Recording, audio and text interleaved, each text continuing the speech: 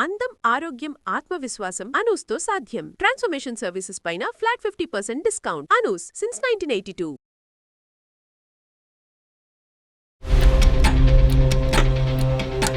నేను అడుగుతూనే ఉన్నాను, నాకేం సమాధానం చెప్పట్లేదు. సడన్ గా వేరే కొలీగ్ చెప్పారు ఇంకా తనకి మ్యారేజ్ ఫిక్స్ అయిందని. అసలు ఏం చేయలేని నిస్సహాయ స్థితిలో ఉండిపోయాను. మేబీ ఇంకా తనకి నేను బోర్ కొట్టేసానేమో సార్. ఇంకా మేబీ కొత్త అమ్మాయిని కోరుకున్నాడేమో. వాళ్ళు ఒత్తిడి పెట్టారు, వీళ్ళు ఒత్తిడి పెట్టారు కాబట్టి మన ప్రేమ ఎంత గొప్పదైనా కూడా ఈ రోజు ప్రేమను త్యాగం చేసి నేను పెళ్లి చేసేసుకుంటాననే వన్ వే ట్రాఫిక్ కుదరదమ్మా.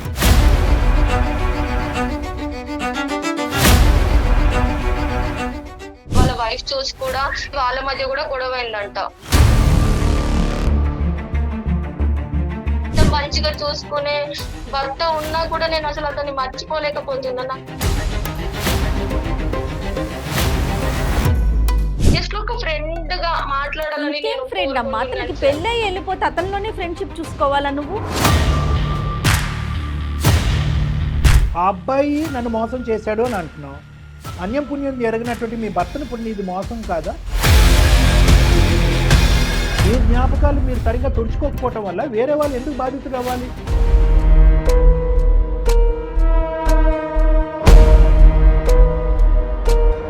దీనికి కోచ్, గైడు, గురువు అన్నీ కూడా ఆ మహానుభావుడు.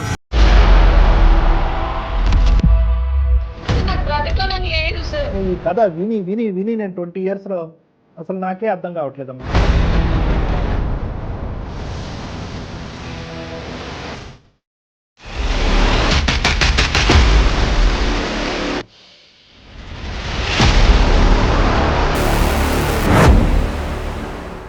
వెల్కమ్ టు అందమైన జీవితం. నమస్తే డాక్టర్ గారు. నమస్తే మేడం. కళ్యాణ్ గారు, నాకు అందమైన జీవితంతో పాటు మీతో ఒక సిరీస్ చేయాలని ఉందండి. ఏంటంటే ప్రీ మ్యారిటల్ కౌన్సిలింగ్. పెళ్ళికి ముందే అమ్మాయి అబ్బాయితో ముందుగానే మాట్లాడటానికి వాళ్ళు ఏం మాట్లాడుకోవాలి, ఎలాంటి సమస్యలు వస్తాయి పెళ్లి తర్వాత అనేది, వాళ్ళతో పాటు వాళ్ళ ఫ్యామిలీ మెంబర్స్తో కూడా.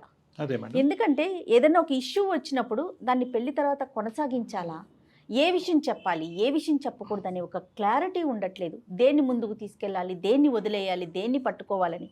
దీనివల్ల ఏం చేస్తున్నారు, పెళ్ళి అయిపోయిన తర్వాత కాస్త ప్రయాణం ముందుకు వెళ్ళాక దీన్ని తీసుకొచ్చుకుంటున్నారు, అంటే వెనక్కి వెళ్తున్నారనమాట.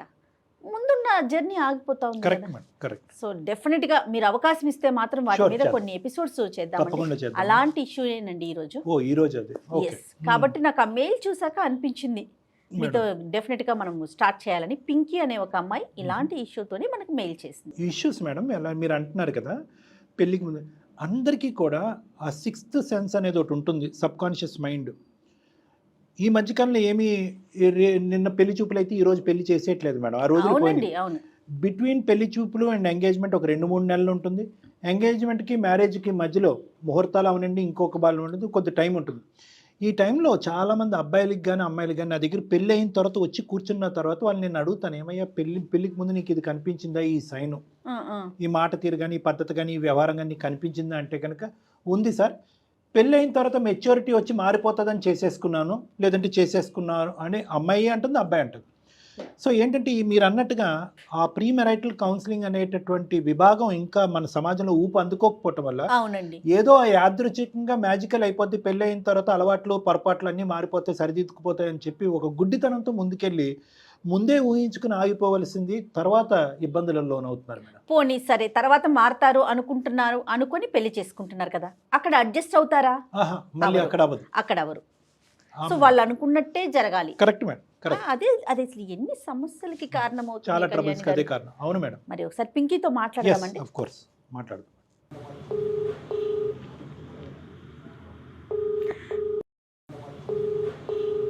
హలో, నమస్తే అండి పింకీ గారా?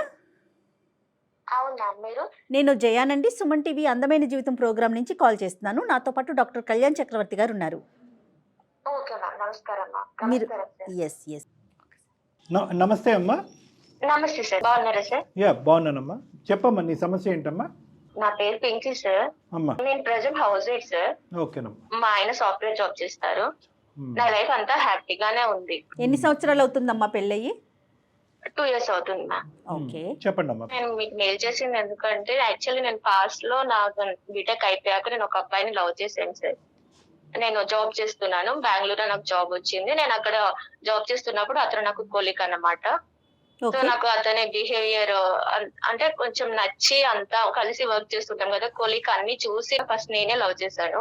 ఓకే, మీరే ప్రపోజ్ చేశారు. నేనే ప్రపోజ్ చేశాను మ్యామ్. ప్రపోజ్ చేశాక ఆయన కూడా యాక్సెప్ట్ చేశారు. ఓ. మా రిలేషన్ అలా ఒక 4 years అలా కొనసాగింది మ్యామ్.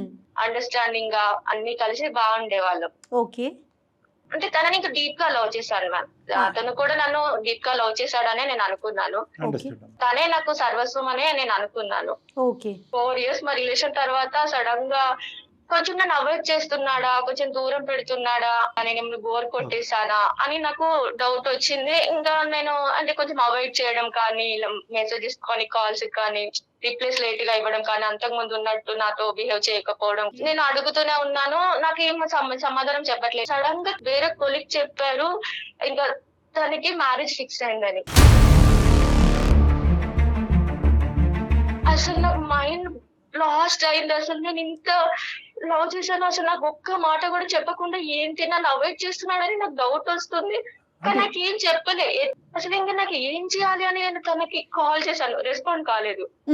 ఇంకా నేను కంటిన్యూగా చేస్తే తర్వాత రెస్పాండ్ అయ్యి లేదు మా ఫ్యామిలీ వాళ్ళు ఇలా నన్ను పోస్ట్ చేశారు, నీకు నాకు చెప్పే టైం కూడా లేదు, నాకు ఇలా మ్యాచ్ ఫిక్స్ అయిపోయింది అనేసి అన్నారు. సో ఓకే, సో మీకు ఎవరైతే మధ్యలో ఫ్రెండ్ చెప్పాడో అది నిజమే. నిజమే. ఇంకా మ్యారేజ్ ఫిక్స్ అయింది. అసలు నేను అప్పుడు ఏం చేయాలి? అట్లీస్ట్ నాకు ముందు తెలిసినా కూడా నేను ఏదో ఒక డెసిషన్ తీసుకునేదాన్నేమో. ఓకే. మా ఇంట్లో మాట్లాడడం గానీ, అతని ఇంట్లో ఒప్పించడం గానీ అతను చేస్తాడు అనుకున్నా. అన్ని హోప్స్ పెట్టుకొని ఉన్న నేను సడన్ గా అతనే నీకు ఇంకా కుదరదు, నా వల్ల కాదు, ఇంట్లో ఫోర్స్ వల్ల నేను ఇలా చేయాల్సి వచ్చిందని అతనే మాట్లాడితే నేను అసలు ఏం చేయలేని నిస్సహాయ స్థితిలో ఉండిపోయాను. నా పరిస్థితి ఎలా ఉంటది? ఇన్ని రోజులు మేము కలిసి ఉన్నాం, అతని మీద నేను ఎన్ని హోప్స్ అతనికి ఇంకేం వేరే పెట్టుకున్నాను. గర్ల్ ఫ్రెండ్ కానీ ఇంకొక పద్ధతి ఏమీ లేదమ్మా. లేదు, అరేంజ్ మ్యారేజ్ అని చెప్పారు. Right, okay, got it. తర్వాత ఏమైందమ్మా? నెక్స్ట్ ఏంటి? నాకు సపోర్ట్ ఉన్న అతనే నాకు అలా డెసిజన్ తీసుకున్నాక నేను ఇప్పుడు ఒకవేళ నేను ఏమైనా చేసినా కూడా మా పేరెంట్స్ పరువు పోతుంది, నా పరువు పోతుంది ఒక ఆడపిల్లగా సొసైటీలో. మళ్ళీ ఇప్పుడు అటు ఒక ఆడపిల్ల జీవితం 2 రోజుల్లో పెళ్ళి అంటున్నారు. ఆ సిచ్యువేషన్ ఇంకా నేను ఏం చేయాలి? సింగిల్ గా ఇంకా నేను ఏం కానీ చేయలేకపోయాను. నీకు సమాధానం చెప్పాలి కదమ్మా. నేను అనేది ఏంటంటే, ఓకే, ఒక వేరే అటువైపు ఒక ఆడపిల్ల ఉంది, ఇంకో 2 రోజుల్లో పెళ్ళి, పరువు తీయకూడదు, పరువు ప్రతిష్ట అని ఆలోచించావు. కానీ ఇక్కడ ఎంత తల్లిదండ్రులు ఒత్తిడి పెట్టినా కూడా అతనికంటూ ఒక మనసు ఉంటుంది, నీకంటూ కొన్ని ప్రామిసెస్ చేసి ఉంటాడు కదా. ఆ ప్రామిసెస్ ఏంటి, ఆ మనసుని తీసుకెళ్ళి ఎందుకు పక్కన పెట్టాడు అనేది నీకు సరైన సమాధానం చెప్పకుండా 2 రోజుల్లోనే పెళ్ళి అని చెప్పి అతను నిలదీయాలి కదమ్మా. ఇప్పుడు తన కొన్ని రోజులుగా నన్ను దూరం పెట్టడంతోనే మేబీ ఇంకా తనకు నేను బోర్ కొట్టేసానేమో సార్. ఇంకా మేబీ కొత్త అమ్మాయిని కోరుకున్నాడేమో. నాకు ఆ ఫస్ట్ నుంచి డౌట్ వస్తుంది. అది నాకు మెల్లిమెల్లిగా నాకు క్లారిఫై అయింది. నేను అనేది ఏంటంటే అమ్మా, సహజ సిద్ధంగా మన గడపకు వస్తూ ఉంటాయి ఇటువంటిది, మన క్లినిక్ వరకు వస్తూ ఉంటాయి ఈ సమస్యలు. వాళ్ళు ఒత్తిడి పెట్టారు, వీళ్ళు ఒత్తిడి పెట్టారు కాబట్టి మన ప్రేమ ఎంత గొప్పదైనా కూడా ఈ రోజు ప్రేమను త్యాగం చేసి నేను పెళ్లి చేసేసుకుంటాననే వన్ వే ట్రాఫిక్ కుదరదమ్మా. ప్రేమించుకున్నప్పుడు ఇద్దరు ప్రామిస్ చేసుకున్నారు, ఎంత దూరం అయినా కూడా ఫైట్ చేస్తామని నిర్ణయించుకున్నారు, ఇరువైపుల తల్లిదండ్రులు ఒప్పిస్తామని ఒప్పుకున్నారు. అవన్నీ పక్కన పెట్టేసి ఒకళ్ళు తగ్గిపోయి కాంప్రమైజ్ అయినప్పుడు అసలు ప్రేమ అనేటటువంటి దాంట్లో కూడా దిగద్దు. ఎందుకంటే ప్రేమ అంటే కనుక ప్రేమించుకున్నప్పుడు ఆ బలం ఉంటే కనుక పెళ్లి వరకు తీసుకెళ్లే ఆ స్థైర్యం ఉండాలి, ఆ పట్టుదల ఉండాలి, ఆ పోరాట పటం ఉండాలి. ఒకళ్ళు విడ్రా అయిపోతే అంటే నేను నీకని కాదమ్మా, జనరల్గా నేను చెప్తున్నాను. ఇక్కడ ఏంటంటే అంత నోట్లో వేలు పెడితే కొరకనటువంటి బ్యాచ్ ఏం కాదు మీ బాయ్ ఫ్రెండ్. అతను ఏంటంటే కనుక ప్రేమిద్దాం, ప్రేమలో కొంతకాలం కొనసాగిద్దాం, తల్లిదండ్రులు ఏమైనా థ్రెట్ చేసి బలవంతం పెడితే కనుక విడ్రా అయిపోదాం, ఈ అమ్మాయికి సింపుల్గా వెళ్ళి చెప్తాం, నువ్వు నా మనసులో ఎప్పటికీ ఉంటావు, కానీ మా తల్లిదండ్రులు ఏదైనా అయిపోతారనే భయంతో నేను అటువైపు పెళ్లి చేసుకున్నాననే ఈ కథ విని నేను 20 yearsలో అసలు నాకే అర్థం కావట్లేదమ్మా. సార్ ఇక ఫస్ట్ నుంచి నేనే లవ్ చేశాను కదా సార్, నేనే అతి ప్రేమ చూపించేదాన్ని. ఇంకా అది నాకు అలస అయిపోయిందో మరి, నేను ఇంకా ఇన్ని రోజులు కలిసి ఉండడం వల్ల మరి బోర్ కొట్టేశాను, అసలు ఇంకా డిప్రెషన్ లోకి వెళ్ళిపోయాను. అసలు ఇంకా నేను సూసైడ్ అటెంప్ట్ కూడా చేశాను. కానీ మా ఫ్రెండ్స్ ఇంకా లాస్ట్ మినిట్ లో నన్ను కాపాడారు, హాస్పిటల్లో జాయిన్ చేసేసి. ఓకే, ఇంకా అంతవరకు నేను ఇక ఆ టైంలో నేను అసలు జాబ్ మీద కూడా కాన్సన్ట్రేట్ చేయలేకపోయాను. నీకున్న జాబ్ కూడా పోయింది. ఇదంతా జరిగి ఎంతకాలం అయిందమ్మా పింకీ? అంటే అతని పెళ్లి అవటం నువ్వు ఇదంతా ఒక 4 years అవుతుంది. 4 years అయింది. ఓకే, అబ్బాయిని ఎప్పుడైనా ఫోన్ చేసి అడిగావా? ఏరా బాబు ఇంత అన్యాయం చేశావు కదా, నీ వరకు నువ్వు సుఖంగానే ఉన్నావని అడిగావా? ఇంకా జరిగిన దానికి మనం ఏం చేయలేము, జస్ట్ ఫ్రెండ్స్ లాగా మాట్లాడుకుందామని చెప్పేసాడు సార్. అని కౌన్సిల్ చేసాడు. ఓకే, ఆ. రైట్. ఓకే, తర్వాత ఏమైందమ్మా నీ పరిస్థితి? ఇంకా నేను అక్కడ ఉండలేక నేను ఇంటికి వచ్చేసాను సార్. ఇంకా అయితే ఇంట్లో అమ్మ వాళ్ళు కూడా మ్యారేజ్ చేస్తాము అనేసి అంటే నాకు కొంచెం టైం కావాలని అడిగాను సార్. ఓకే, ఓకే ఇంకా కొంచెం టైం ఇచ్చి చూడండి నేను చేసుకుంటాను అనేసి అంటే వాళ్ళు మ్యాచెస్ చూసారు సార్. ఓకే ఇంకా ఒక మ్యాచ్ వచ్చింది, అబ్బాయి కూడా బాగున్నాడు, అతను సాఫ్ట్వేర్ జాబ్ చేస్తారు. ఎంత గ్యాప్ వచ్చిందమ్మా? అంటే నువ్వు తేరుకోవడానికి ఎంత టైం పట్టింది? అతను పెళ్లి చేసుకున్న మీ బాయ్ ఫ్రెండ్ పెళ్లి చేసుకున్న ఎంత కాలం తర్వాత మీరు పెళ్లి చేసుకున్నారు? 1.5 year తర్వాత నేను Okay. చేసుకున్నాను సార్. మంచివాడే అనిపించింది, జాబ్ ఉంది, నా పాస్ట్ ఇది, నేను ఇట్లా జాబ్ చేస్తున్నప్పుడు ఒక అబ్బాయిని లవ్ చేశాను అని నేను జెన్యున్ గా చెప్పేసాను సార్. చెప్పేస్తే అతను కూడా అర్థం చేసుకొని ఓకే, ఇంకా ముందే నాకు జెన్యున్ గా నీ పాస్ట్ ఏంటో చెప్పావు కదా, నీ జెన్యునిటీ నాకు నచ్చింది అని అతను కూడా బాగా రిసీవ్ చేసుకున్నారు. ఓకే అతను కూడా చాలా మంచివారు, నన్ను బాగా చూసుకుంటారు. Okay very nice. నేను కూడా తర్వాత మళ్ళీ ఏం జాబ్ చేయలేదు, ఇంట్లో ఖాళీగానే ఉంటున్నా హౌస్ వైఫ్ లానే. ఓకే బాగుంది. తర్వాత అమ్మా? కానీ నేను అతన్ని అంత లవ్ చేయడం వల్ల ఏమో, నేను అతనే నా సర్వస్వం అని ఫీల్ అవ్వడం వల్ల ఏమో తెలియదు కానీ నాకు నా భర్త నన్ను ఎంత బాగా చూసుకుంటున్నా కూడా నేను తన జ్ఞాపకాలు నాకు వస్తూనే ఉన్నాయి సార్. అది నార్మల్ గా అయితే నేను అప్పుడప్పుడు నేను ఆయన చేస్తూనే ఉన్నాను, ఎప్పుడు కూడా నేను అతన్ని దూరం పెట్టలేకపోతున్నా. అసలు నా మెంటల్ స్టెబిలిటీ ఎలా ఉంది కాదమ్మా, కాదు అతనితో ఫోన్ లో మాట్లాడుతూ అంటే టచ్ లో ఉన్నావు నువ్వు ఇంకా కూడా? అంటే అప్పుడప్పుడు నీకు గుర్తొచ్చినప్పుడు చేస్తూనే ఉన్నాను మ్యామ్. అతను మాట్లాడుతున్నాడు? అప్పుడప్పుడు రెస్పాండ్ అవుతున్నాడు, అప్పుడప్పుడు రెస్పాండ్ కావట్లేదు. అమ్మా, నువ్వు ఇన్ని సమస్యల్లోకి వెళ్ళావు, నీ పక్కన భర్త ఉన్నా కూడా ప్రియుడు జ్ఞాపకాల నుంచి బయటకు రాలేకపోతున్నావు. అక్కడ కూడా సేమ్ సిచ్యువేషన్ అమ్మా, మీ బాయ్ ఫ్రెండ్ కూడా నీ జ్ఞాపకాల్లో నుంచి బయటకు రాకే ఈ పదే ఫోన్లో మాట్లాడుకోవటమా మీ ఇద్దరు? తను అప్పుడప్పుడు రెస్పాండ్ అవుతున్నాడు, అప్పుడు ఇంకా వాళ్ళ వైఫ్ చూసి కూడా ఎవరు తను పదే నీ కాల్స్ వస్తున్నాయి అనేసి వాళ్ళ మధ్య కూడా గొడవ అయిందంట. మరి వేసుకోండి ఒకరి కాపురాల్లో ఒకరు నిప్పులు. మంచిగా చూసుకునే భర్త ఉన్నా కూడా నేను అసలు అతన్ని మర్చిపోలేకపోతున్నాను. ఒక లవర్ గా, హస్బెండ్ గా అంటే కాదు సార్, జస్ట్ ఫ్రెండ్లీగా మాట్లాడాలని నేను కోరుకుంటున్నాను సార్. మీ హస్బెండ్ కి తెలుసమ్మా? మీ హస్బెండ్ కి తెలుసా మీరు ఇలా టచ్ లో ఉన్నారా అబ్బాయితో అని చెప్పి? లేదు సార్. ఉండదు. అసలే నేను ఇందాక ఏం భయపడ్డాను అంటే కనుక జెన్యూనిటీ అని చెప్పి ఎందుకు ఆడపిల్లలు ఆ గతం గురించి కాబోయే భర్తలకు చెప్తారు అనేటటువంటిది ఒక అంశం అమ్మ. డాక్టర్ గారు మీరు ఏం చెప్తారు అంటే కనుక నేనైతే వద్దని చెప్తాను. ఎందుకంటే కనుక రేపొద్దున తెలిసి వస్తే ఎలాగండి అని కూడా అడుగుతూ ఉంటారు. చూడండి అమ్మ, అన్లెస్ అండ్ అంటిల్ అంటే మీ స్టోరీ కాదులేండి, మీ భర్త గారికి ఇంకా ఏం తెలియదు పాపం, వీలైనంత వరకు గతం అని చెప్పి వదిలేయమని చెప్తాను. లేదండి నేను ఇప్పటికీ కూడా అతను మర్చిపోలేకపోతున్నాను, అతనే మనసులో ఉన్నాను, నేను బలవంతంగా పెళ్లి చేసుకుంటున్నాను అంటే కనుక ఖచ్చితంగా కాబోయేటటువంటి భర్తకైతే చెప్పండి. ఎందుకంటే అప్పుడు అతను డిసైడ్ చేసుకుంటాడు మీతో కంటిన్యూ చేయాలా వద్దా అని చెప్పి. అలా కాకుండాని మీరు ముందస్తునే ఏదో ఉంది అనుకుంటే కనుక అన్లెస్ అండ్ అంటిల్ మీ అండర్స్టాండింగ్, బాండింగ్, మీ ఇద్దరి మధ్యన రిలేషన్షిప్, కాబోయేటటువంటి భర్త మీకు ఒక బాండ్ రిలేషన్షిప్ అనేది బాగా ఎస్టాబ్లిష్ అవుతేనే కానీ ఇలాంటి అంశాలు చాలామందికి అర్థం కావమ్మా. దాని పెడార్థాల కింద తీసుకుంటారు. ఏమో ఈ అమ్మాయి నువ్వు 10% చెప్పావు కాబట్టి ఎంత జెన్యున్గా చెప్తుంది అని అనుకునే భర్తల యొక్క శాతం తక్కువ మంది ఉంటుంది. చాలామంది ఏమనుకుంటారంటే 10% చెప్పిందేమో ఇంకా 100 ఉందేమో అని అనుకుంటారు. సో కాబట్టి వీలైనంత వరకు ఒక క్లోజ్డ్ ఇష్యూ, ఆ ఇష్యూకి ఇప్పటికి నీ జీవితానికి ఎటువంటి సంబంధం లేదు అంటే కనుక వీలైనంత వరకు చెప్పకపోవటం అనేది మంచిది. ఎనీవే నువ్వు చెప్పావు, కానీ ఇక్కడున్న నువ్వు చెప్పే దాంట్లో విచిత్రం ఏంటంటే అసలు మీ హస్బెండ్ ఎంత మంచివాడా అని అనిపిస్తుంది. తనని నేను మోసం చేయాలని ఏం లేదు సార్, జస్ట్ కాకపోతే ఇన్ని రోజులు తనతో ఉన్నాను, తనని అంత లవ్ చేశాను కదా, జస్ట్ ఒక ఫ్రెండ్ గా మాట్లాడాలని. ఫ్రెండ్ అమ్మా, అతనికి పెళ్ళై వెళ్ళిపోతే అతనిలోనే ఫ్రెండ్షిప్ చూసుకోవాలా నువ్వు? ఏమన్నా అర్థం ఉందా తల్లి పింకి? మేడం నేను మర్చిపోలేకపోతున్నాను అసలు ఇది రీజన్. అప్పుడు పెళ్ళెందుకు అర్థం కావట్లేదు. అప్పుడు పెళ్ళెందుకు చేసుకున్నావు? తప్పు కదా అది. నా మాట తప్పుగా అనుకోద్దు అమ్మా, తెలియట్లేదు. నీకు తెలియదు కాబట్టి మాకు ఈమెయిల్ పెట్టి ఒక 2 నిమిషాలు విను. మీ బాయ్ ఫ్రెండ్ ప్రేమించేసి మా తల్లిదండ్రులు ఒత్తిడి పెట్టారని చెప్పి నేను నడి సముద్రంలో వదిలేసి పెళ్లి చేసుకున్నాడు. అతను హ్యాపీగానే ఉన్నాడు. ఓకే, నువ్వు ఫోన్ చేయటం వల్ల వాళ్ళిద్దరు భార్యాభర్తల మధ్యన గొడవ జరగటం అనేటటువంటిది అదేమి అతనికి ప్రేమ ఎక్కువయ్యి గొడవ ఏమి అవ్వలేదు, నీ మీద ప్రేమ ఎక్కువయ్యి గొడవ అవ్వలేదు. నువ్వు పదే పదే ఫోన్ చేయటం వల్ల అతను అడ్డంగా దొరికాడు కాబట్టి, నిన్ను ఓదారుస్తున్నటువంటి సమయంలో ఆ వైఫ్కి అడ్డంగా దొరికాడు కాబట్టి అయ్యిందే కానీ నువ్వు అతని గురించి ఆలోచించే దాంట్లో అతను 1% కూడా నీ గురించి ఆలోచించట్లేదు. నేను నిన్ను అడిగేది ఏంటంటే, ఆ అబ్బాయి నన్ను మోసం చేశాడు అని అంటున్నావు, అన్యం పుణ్యం ఎరగినటువంటి మీ భర్తను ఇప్పుడు నీది మోసం కాదా? అందుంచే జయమేళ అన్నారు, ఎందుకు పెళ్లి చేసుకున్నావు అన్నారు. అయితే మీరు గతాన్నన్నా పూర్తిగా తుడిచేసి పెళ్లి చేసుకోండి, లేదంటే ఆ గతంలోనే ఉండండి. అది తుడిచినట్టుగా అది మనసులో పెట్టుకుని, మనసులో ఒక వ్యక్తి బయట ఉండేటటువంటి ఒక వ్యక్తి జరగటం అనేది మనం మనిషిలో అమ్మా, అది ఇంపాసిబుల్. తను నన్ను బాగా లవ్ చేస్తున్నారు, నన్ను ఇంత ప్రేమగా చూసుకుంటున్నారు, తనని అన్నీ మోసం తనే చేయాలని చెప్తోంది. నాకు లేదు, కానీ నేను ఆయన మర్చిపోలేకపోతున్నాను. ఇప్పుడు అందుకే background లో- పదే పదే ఆయనకు మెసేజ్ కాల్ చేస్తున్నాను. నువ్వు బ్యాక్గ్రౌండ్లో ఈ విధంగా అతనితో మాట్లాడుతున్నానంటే అప్పుడు చూడు మీ భర్త ఎటువంటి ప్రేమను చూపెడతాడో, ఏమి ఇస్తాడో.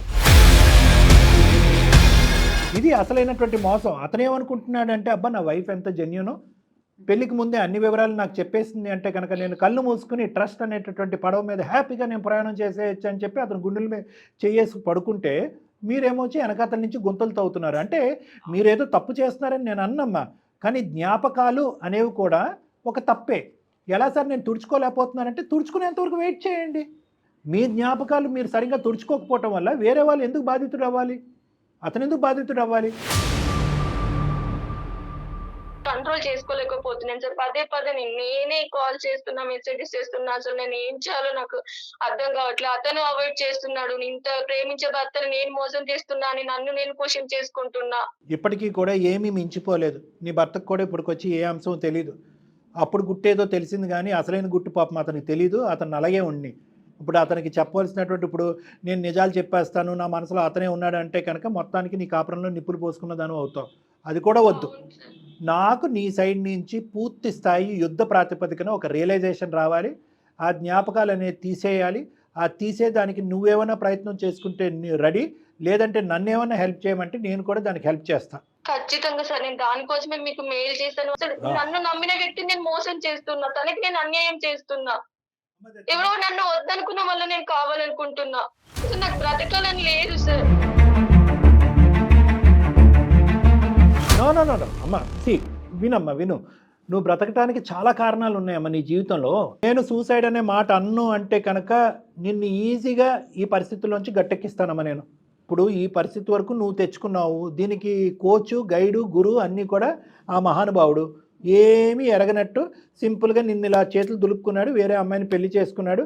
ఆ అమ్మాయికి మీ ఇద్దరు కథ తెలిసి వచ్చేటప్పటికి నీ అంత జెన్యూన్గా నీ స్టోరీ అక్కడ చెప్పలేదు అతను. అది పైపెచ్చి ఏంటంటే, ఇలా అడ్డంగా దొరికినప్పుడు నువ్వు ఫోన్ చేసినప్పుడు మీ తప్పేం లేదు, కానీ ఫోన్ చేసినప్పుడు దొరికినప్పుడు అక్కడ సముదాయించేశాడు. ఇంకా నీ వల్ల మా భార్యాభర్తల మధ్యన గొడవ అవుతున్నాయి, ఇప్పుడు కొత్త ఇష్యూస్ నాకు అదని చెప్పి చాలా ప్రాక్టికల్గా, చాలా కన్నింగ్గా, చాలా ఏంటో అనేది నాకు తెలియదు, కానీ అతని జీవితం అతను చూసుకున్నాడు స్వార్థం. అవును సార్, అతని లైఫ్ బానే ఉన్నారు.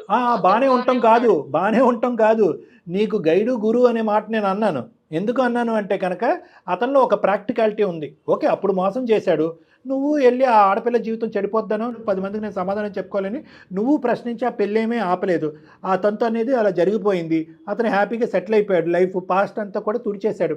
ఈరోజు అతను మోసగాడైనా కూడా ప్రెజెంట్ హ్యాపీగా ఉన్నాడు. భార్యకి అన్యాయం చేయట్లేదు, భార్య కుటుంబానికి అతని తల్లిదండ్రులకి అన్యాయం చేయట్లేదు, ఉద్యోగం సద్యోగం చేసుకుంటున్నాడు, ఒకలో 2 పిల్లలు ఈ పాటికే కనుంటాడు. నువ్వేం చేస్తున్నావమ్మా? నిజంగా ప్రేమించినటువంటి భర్త ఉండటం వల్ల నువ్వు ఇలాగన్నా మాకు ఫోన్ చేసి మాట్లాడావు. ఇతనిలో ఏదన్నా ఒక క్వశ్చనింగ్ కానీ, అనుమానం కానీ, బాధ్యత లేకపోయినటువంటి తత్వం నీ భర్తలో చూపెట్టుంటే కనుక నీ ఆలోచనలు ఇంకా ఎంత పరుగులు తీసుండేవో. ఒకే ఒక పాయింట్ గుర్తుపెట్టుకో అమ్మా, నీలాంటి ఆడపిల్లలు ఎక్కడైనా కూడా ప్రేమించినటువంటి ఒక వ్యక్తి ప్రశ్నించవలసినటువంటి సమయంలో ప్రశ్నించకుండా, ఆపవలసిన సమయంలో ఆపకుండా, నిలదీయవలసినటువంటి పరిస్థితుల్లో నిలదీయకుండా పెళ్ళి జరిగితే కనుక ఆ చాప్టర్ అక్కడికి మూసేయాలి. ఎందుకు అంటే కనుక మీ ప్రేమ అనేటటువంటిది 4 జీవితాలను కాపాడాలే కానీ 4 జీవితాలని హింస పెట్టకూడదు. వాస్తవానికి ఇదే పరిస్థితి నువ్వు మాకు ఈమెయిల్ పెట్టావు, ఇదే పరిస్థితి మీ భర్తకు తెలుసుంటే కనుక మాకు ఈమెయిల్ పెట్టవలసినటువంటి అవసరం కూడా లేదు. ఇష్యూ అక్కడే తేలిపోయి ఉండేది, కొట్టే తెచ్చి అక్కడ తేలిపోయి ఉండేది. ఏమంటాడు, గెట్ లాస్ట్, నువ్వు అప్పుడు చెప్పింది 1% అనమాట, ఇంకా 99% నీ లోపల స్టోరీ ఉందన్నమాట, ఆ కథ ఇప్పటికీ నడుస్తుంది అనమాట, నువ్వు నన్ను చీట్ చేస్తున్నావు, గెట్అవుట్ అంటే కనుక 2 నిమిషాల్లో అతనికి డైవర్స్ వస్తుంది. మోసం చేసినటువంటి నీ బాయ్ ఫ్రెండ్, నేను మోసమే అంటాను, మోసం చేసి నీ ప్రేమను నీకు కాకుండా చేసినటువంటి నీ బాయ్ ఫ్రెండ్ ఎవరైతే ఉన్నారో అతను జరిగిపోయినటువంటి అంశాన్ని వెనక్కి పెట్టేసి ముందు కదలటం మొదలుపెట్టాడు. ఎందుకు? ఎంతో కొంత నీతో ప్రేమించినప్పుడు అతని ప్రేమలో కూడా ఒక నిజాయితీ ఉందిగా. మరి వాస్తవానికి అతను కూడా నిన్ను మర్చిపోకుండా కళ్ళు మూసుకొని పింకీ పింకీ పింకీ అని తలుచుకోవాలిగా. అలా తలుచుకోవట్లేదు అంటే దాని అర్థం ఏంటంటే కనుక అతను కొద్దిగా ఈ లవ్ అనే ఇమోషన్ నుంచి ప్రాక్టికాలిటీలోకి వచ్చాడు. ఇప్పుడు ఆ ప్రేమను స్మరించుకుంటూ ఆ ప్రేమను ఊహించుకుంటూ అటువైపు భార్యను ఇబ్బంది పెట్టి, పుట్టినటువంటి బిడ్డను ఇబ్బంది పెట్టి, ఇటువైపు నిన్ను ఇబ్బంది పెట్టి, ఏదో ఒక సమయం సందర్భంలో మీ భర్త పక్కన ఉన్నప్పుడు నీకు ఐ కాంట్ ఫర్గెట్ యూ అని నీకు ఒక మెసేజ్ పంపిస్తే నీ కాపురం చెడగొట్టినాడు అవ్వకుండా అతని పనేదో అతను చూసుకుంటున్నాడు, నీ పనేదో నేను చూసుకోమంటున్నాడు. అతని దగ్గర నుంచి నువ్వు నేర్చుకో. డాక్టర్ కళ్యాణ్ చక్రవర్తి నీకు కౌన్సిలింగ్ ఇవ్వక్కర్లేదు, జయ మేడం నీకు నీతి మాటలు చెప్పక్కర్లేదు. అక్కడే ఉంది example. Learn to move on, live practically. నీకు ఉండలేకపోతున్నావు అంటే నువ్వు రిటైర్మెంట్ తీసుకున్నావు. నువ్వు నీకు ఉండేటటువంటి ఆశయ సాధన గురించి కానీ నీ గమ్యాల వైపు పయనం చేయటం అనేది అయిపోయి ఈ ప్రేమతోనే ఫుల్ స్టాప్ కామా పెట్టేసి ఆ మనిషి గురించే భజన చేస్తున్నావు. ప్రేమ అనేటటువంటిది జీవితంలో ఒక అంశం మాత్రమే. ప్రేమించినటువంటి అబ్బాయిని పెళ్లి చేసుకోవాలని అనుకోవటం ఒక అంశం మాత్రమే. అదే జీవితం కాదు. ఒకప్పుడు ఏదన్నా ఒక అంశం వల్ల ఒక సందర్భంలో అది బెడిసి కొడితే కనుక learn to move on for other reasons. కారణాలు ఉన్నాయి మీ జీవితంలో ముందుకెళ్ళటానికి. కాదు డాక్టర్ గారు, అదర్ రీజన్ అని కానీ మళ్ళీ ఇంకొక పెళ్లి చేసుకోవడం కాదు తల్లి. నీ కెరియర్ ని కొనసాగించు, చదువును కొనసాగించు, మీ అమ్మ నాన్నని సుఖపెట్టు, వాళ్ళ ఆశయాలు. ఇప్పుడు ఇదే అంశం మీ పేరెంట్స్కి తెలిసినా మీ భర్తకు తెలిసినా ఎటువంటి పరిస్థితి వస్తుంది? ఆ పరిస్థితిని రాకముందే ఊహించుకుని నిన్ను సముదాయించుకో, నిన్ను సెల్ఫ్ కౌన్సిల్ చేసుకో, వేరే వాటి వైపు నీ మైండ్ డైవర్ట్ చేసుకో, హాబీస్లోకి వెళ్ళు, వేరే ఇంట్రెస్ట్లోకి వెళ్ళు. ఎవరైనా కానీ నీకు ఒక నమ్మకమైనటువంటి ఫ్రెండ్ ఉంటే కనుక వాళ్ళతో మాట్లాడు. ఇదే ఆలోచన పదే వచ్చి నన్ను తినేస్తుంది. మొగుడు ఒక పక్కన ఉంటే కనుక ప్రియుడు గురించి నేను తెలియకుండానే ఆలోచిస్తున్నాను, నా మైండ్ అక్కడి వరకు వెళ్ళిపోతుంది ఏమన్నాడంటే కనుక వాళ్ళే నీకు కౌన్సిల్ చేస్తారు. ముందు అర్జెంటుగా ఎక్కడైనా ఒక జాబ్కి జాయిన్ అవ్వు, ఇంకా అర్జెంటుగా వెరీ అర్జెంటుగా డాక్టర్ కళ్యాణ్ చక్రవర్తి గారిని కలువు. ఏం డాక్టర్ గారు? అంతే మేడం, మీరు చెప్పింది ఏంటంటే మేడం, ఇప్పుడు డిప్రెషన్ అంటే కనుక చాలామంది తప్పుగా అనుకుంటారు. కానీ నీలాంటి పరిస్థితుల్లో ఉన్న వాళ్ళకి వచ్చేటటువంటి ఒక దురదృష్టకరమైన మానసిక పరిస్థితి ఏంటంటే అది డిప్రెషన్. ఆ డిప్రెషన్ అనేది ఒక ఇమోషన్, దాంట్లో లాజిక్ ఉండదు. ఎప్పుడు కూడా అది అలా మబ్బులా కమ్మేస్తూ ఉంటుంది. ఒకే ఆలోచన చుట్టూ పదే తిరుగుతూ ఉంటుంది. ఆ ఆలోచన తీసేద్దామన్నా తీయలేం. ఒక పక్క నుంచి జీవితం అన్యాయం అయిపోతుంది, అటువైపు వాళ్ళు అన్యాయం అయిపోతున్నారన్న ఆలోచన తీయలేం. నిద్రపోనివ్వదు, తిండి తినేవ్వదు, వేరే పనులు చేసుకునేవ్వదు, వేరే వాటి మీద దృష్టి పెట్టనివ్వదు. ఎప్పుడు మనసు భారంగా ఉంటుంది. ఇటువంటి పరిస్థితుల్లో ఏంటంటే నీలాంటి ఆడపిల్లలు మా వరకు ఫోన్ చేశారు, కానీ చాలామంది ఆడపిల్లలు వేరే తప్పటడుగులు వేస్తూ ఉంటారు. ఐదర్ ఇంట్లోంచి పారిపోవటం కానీ, చనిపోవటం కానీ, ఆ పాత ప్రియుడితో ఇంట్లోంచి వెళ్ళిపోవటం కానీ, ఇలాంటి రకరకాల పిచ్చి పనులు చేస్తూ ఉంటారు. ఇవన్నీ డిప్రెషన్. సో నేను మేడం నా దగ్గరికి ఎందుకు రమ్మంటున్నారంటే మీ మనసులో ఉండేటటువంటి ఆలోచనలు ఏ పద్ధతిలో తీసేయాలనే కౌన్సిలింగ్ చేయగలిగే కెపాసిటీ నాకు ఉంది. ఒకప్పుడు మానసికంగా మీరు డిప్రెషన్లో ఉంటే కనుక ఆ డిప్రెషన్ క్లియర్ చేస్తే కనుక మీరు హ్యాపీ, మీ భర్త హ్యాపీ, అతను ఎవరైతే ఉన్నాడో అతని జీవితం అతను చూసుకుంటాడు. ఓకేనా పింకీ? అన్నీ నీకు తెలుసు కానీ నువ్వు అమలు చేయలేకపోతున్నావు. చాలా అర్జెంటుగా నా కాల్ కట్ అయిన వెంటనే నువ్వు ఒక్కసారి డాక్టర్ గారితో మాట్లాడదు కానీ ఆయన టైం ఇచ్చిన వెంటనే కలుద్దు కానీ. Right? Okay Pinky, all the best నానా. God bless you, take care, bye. Kalyan garu, నేను ఎందుకు కొనసాగించలేదంటే ఆ పిల్లకి తెలుసు తను చేసేది తప్పని తెలుసు, బయటికి రాలేకపోతుంది. దానికి మీలాంటి ఎక్స్పర్ట్స్ సలహాలు కావాలి. డెఫినెట్గా ఒకసారి మాట్లాడుతుడు కానీ దాన్ని బట్టి మనం పింకీని బయటకు తీసుకుంటాం. 100%. నమస్తే. Thank you Jagan.